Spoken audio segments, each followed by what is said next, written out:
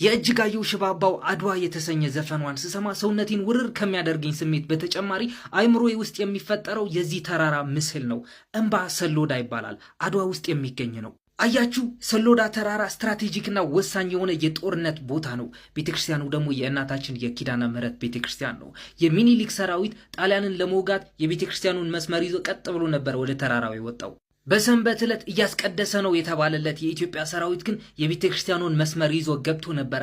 25,000 የጣሊያን ሰራዊት ከአፈር ጋር የደባለቀው። አድዋ ውስጥ የተወለዳችሁና የኖራችሁ ሰዎች ታውቃላችሁ። ጠዋት ከእንቅልፋችሁ ስትነሱ በመስኮታችሁ በኩል የሚታያችሁ ተራራ ይህ ነው። ግን ደግሞ ወደ ተራራው የኢትዮጵያ ሰራዊት እየመራ የመጣ ግን አንድ ሰው ነበረ። ራስ አሉላ አባ ነጋ አይደለም፣ እምዬ ምኒልክም አይደለም። አው ዓለም ዘው ዓለና ጸላኢ ኻውናዩ አለው የተባለላቸው ባሻይ አው ዓለም ሐረጎት ናቸው። እርግጠኛ ነኝ ስማችሁ ከዚህ በፊት ሰምታችሁት አታውቁም። ነገር ግን ስለሳችሁ ትንሽ ልንገራችሁ።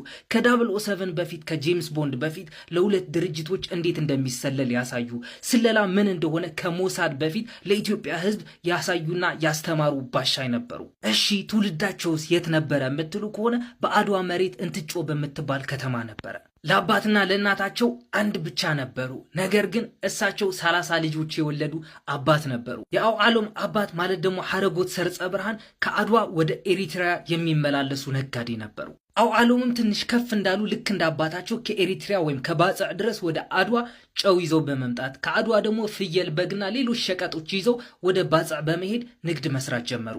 ነገር ግን በዛን ሰዓት ነበረ ጣሊያን ኢትዮጵያን የሚሰልልልኝ ሰው እፈልጋለሁ በሚልበት ሰዓት ነበረ ከባሻይ አው ዓለም ጋር የተገናኘው።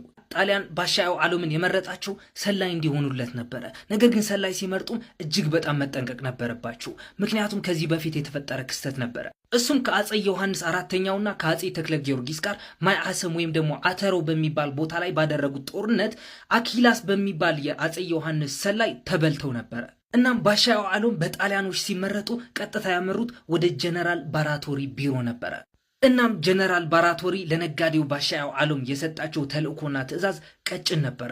ይሄውልህ ማንጁስ፣ የሚኒሊክ ሰራዊት ተደራጅቷል ወይስ አልተደራጀም፣ ምን ሁኔታ ላይ እንዳለ ጠንቅቅ አድርገህ አጣርተህ ዳታው ጠረጴዛዬ ላይ እንድታስረክበኝ ይሉታል። ባሻይ አው ዓለምም ይገባኛል ችግር የለውም ይላቸዋል። ነገር ግን ባሻይ አው ዓለም በዛን ሰዓት ያደረጉት ነገር ቀጥታ ፈረሳቸውን እየጋለቡ ወደ ራስ አሉላ አባ ነጋ መሄድ ነበረ።